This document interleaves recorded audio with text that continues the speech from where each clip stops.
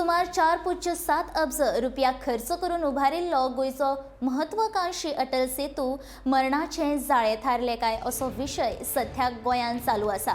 पणजी ते पर्वरी मजगती या पुलाचेर जाग्या जाग्यार फोंडकुलां पडिल्ल्यान फाटल्या कांय दिसां सावन ह्या पुलाचेर गाडयांचे जीवघेणे अपघात जायत आसात। वेगान येवपी गाडयांक पुला वयल्यान फोंडकुलांचो अंदाज लागनाशिल्ल्यान ह्यो गाडयो एकामेकांचेर तशेंच डिवायडरांचेर आदळत आसात।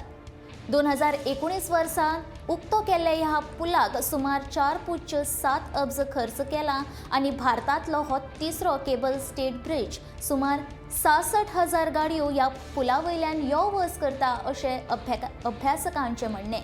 मात हे 66,000 गाडयो चलोवपी ज्या विश्वासान ह्या पुला वयल्यान येता वता त्या लोकांच्या जिवाचे मात ह्या पुलाची अवतिकाय पळयल्यार सरकाराक ह्या लोकांच्या जिवाचे कांयच पडून गेल्ले ना अशें काँग्रेसीचो प्रदेशाध्यक्ष अमित पाटकर हांणी आरोप केला।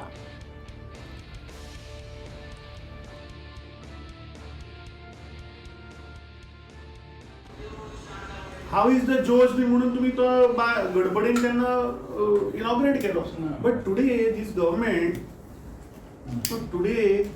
Government is actually not working in the interest of Goa न्ही, लोकांचे लायफ मरे ते। And at that height you imagine ते म्हणल्यार I don't know if you have travelled on that road, थंय येता आसतना from Porvorim to Merces when you go there is a big pothole there. I mean, suddenly you want to brake marlo, and if that balance goes, you can even fall down. No? It's very, very risky. So I urge the government. In fact, I tweeted last night.